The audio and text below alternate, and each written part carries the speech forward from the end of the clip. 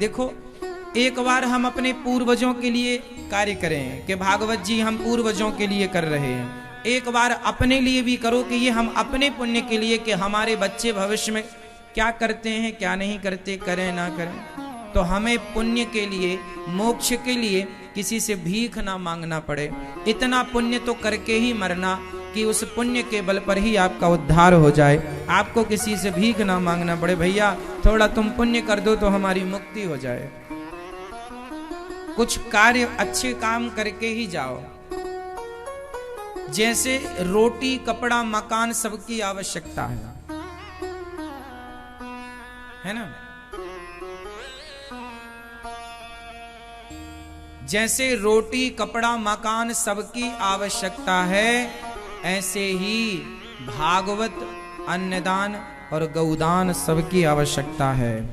रोटी कपड़ा मकान यहां लगता है और भागवत का पुण्य, अन्नदान का पुण्य और गौदान का पुण्य वहां काम आता है। ये तीनों पुण्य होने चाहिए। भागवत सुनो, जीवन में अन्नदान करो, चाहे चींटी को ही खवाओ, पर ये हम चींटियों को जो दाना डालते हैं ना, वह भी अन्नदान है। कबूतर को आपने दाना डाला, वो भी अन्नदान। भाई किसी को दान दे रहे हैं ना, बस दीजिए। जरूरी नहीं है कि आप इतने बड़े आदमी नहीं हैं कि आप किसी एक इंसान का पेट भर सकते हैं, कोई बात नहीं। एक चुटकी आटा दे देंगे ना तो सैकड़ों चींटियों का पेट भर जाएगा। तो चींटियों का भर लो, पशुओं का पशु पक्षियों का भरो, और आप लायक हैं तो अतिथियों को भोजन कराओ, संतों को, ब्राह्मणों को, कन्याओं को, जरूरतमंद को। अन्नदान, जरूरत से ज्यादा संपत्ति ईश्वर ने दी है आपको, आपके खर्चे से भी बच रहा है तो उसे देना चाहिए।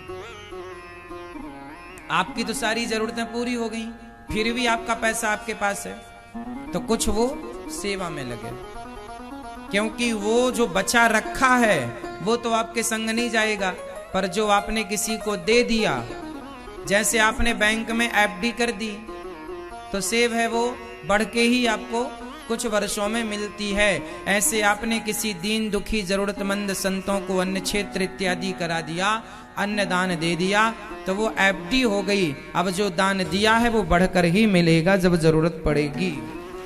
ये पुण्य की एफडी है। इसलिए जीवन में गौदान, वैतरणी नाम के नरक से गौ पार लगाती है। अभी गोपाष्टमी भी आने वाली है, शायद 20 तारीख को है, कन्फर्म हम बताएंगे।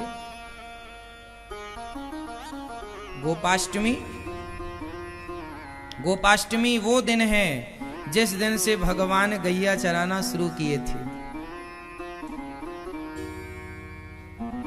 कार्तिक का महीना, शुक्ल पक्ष की है ना अष्टमी, ये कृष्ण पक्ष चल रहा है, शुक्ल पक्ष, उसे गोपाष्टमी कहते हैं।